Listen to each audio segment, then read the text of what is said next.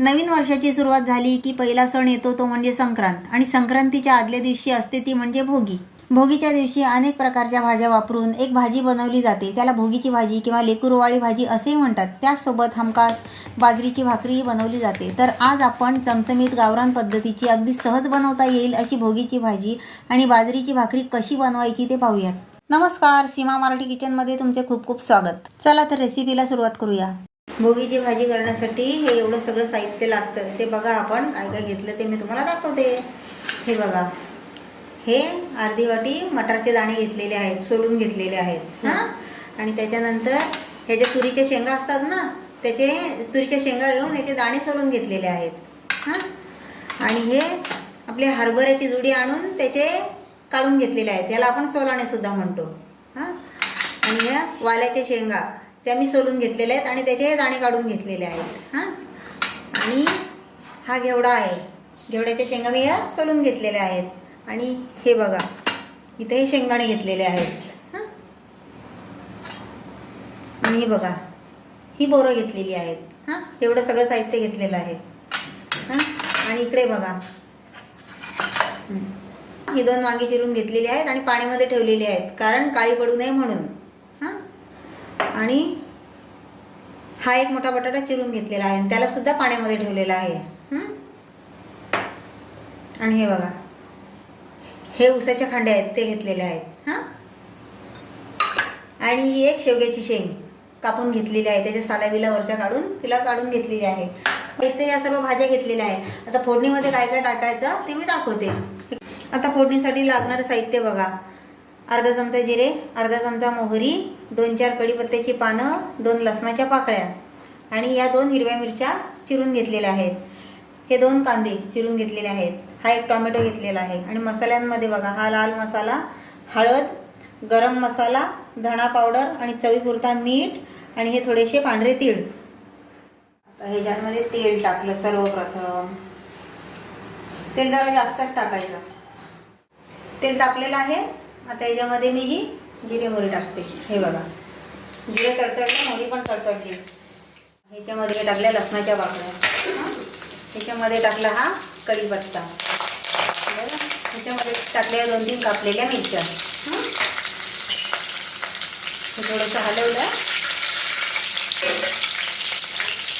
आता बघा, याच्यामध्ये हा टाकते मी कांदा हां.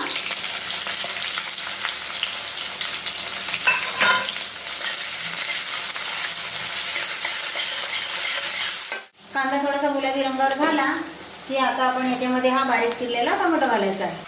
आता मी हे मस्त परतून घेते. हे बघा, आपला कांदा टोमॅटो लाल झालेला आहे. आता यात मी हे मसाले टाकते.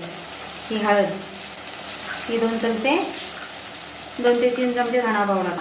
आता घालते लाल मसाला, 1, 2 आणि हा 3. आता हे सर्व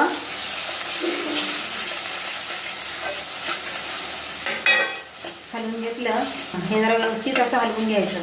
त्याच्यात मी टाकले हे मटारचे दाणे, हे बघ, हे टाकले हे तुरीचे दाणे, त्यानंतर हे टाकले सोलाणे, त्यानंतर मी हे घातले पावट्याचे दाणे. आणि आता घातला हा घेवडा, टाकले गाजर, टाकले हे बटाटे,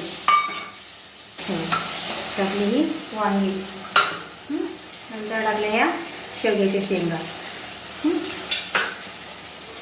त्यात आपण टाकणार आहोत हे शेंगदाणे भिजून ठेवलेले हां. आणि टाकली ही बोरं आणि टाकले उसाचे हां. तर हे सगळं व्यवस्थित असं मिक्स करून घ्यायचं. आता याच्यावर मी 2-3 मिनटं हे झाकण ठेवून याला वाफ देणार आहे. 2-3 मिनटं. आता मी हे 2-3 मिनटं झालेली आहे. आता हे झाकण मी काढून घेते हां. हे बघा, थोडंसं असं हलवून घेते.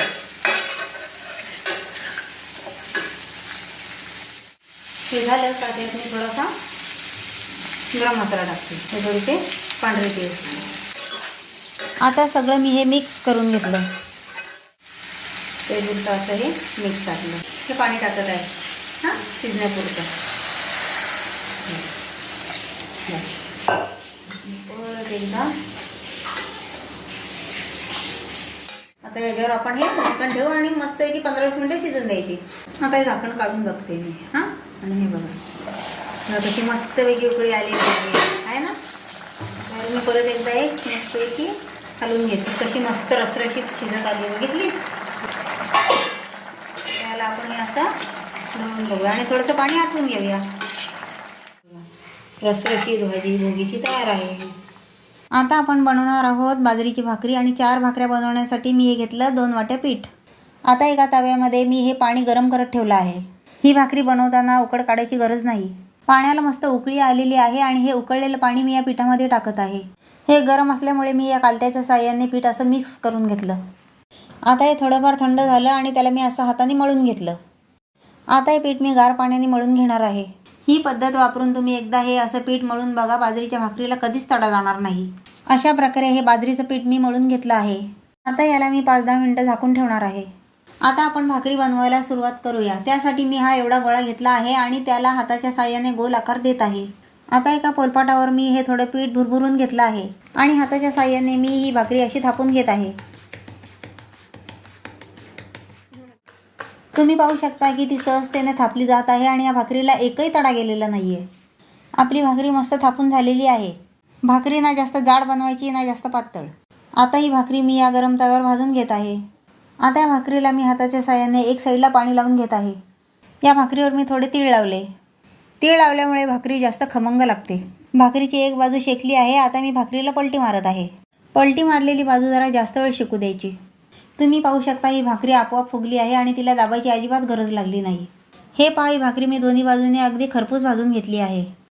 आता याला मी एका टोपलीत काढते आणि अशा प्रकारे आपल्या सर्व भाकऱ्या तयार झालेल्या आहेत. तुम्ही पाहू शकता वाटणाचा घाट न घालता अगदी साध्या सोप्या आणि गावरान पद्धतीने ही चमचमीत भोगीची भाजी आणि बाजरीची भाकरी बनवून तयार आहे. तुम्ही पण या पद्धतीने एकदा बनवून बघा, तुम्हाला आवडेल. तुम्हाला हा व्हिडिओ कसा वाटला आम्हाला कमेंट करून नक्की कळवा आणि व्हिडिओला लाईक करा आणि जास्तीत जास्त लोकांना शेअर करा आणि आणखीन अशा व्हिडिओसाठी प्लीज माझ्या चॅनलला सबस्क्राईब करा. भेटूया पुढच्या व्हिडिओत. धन्यवाद.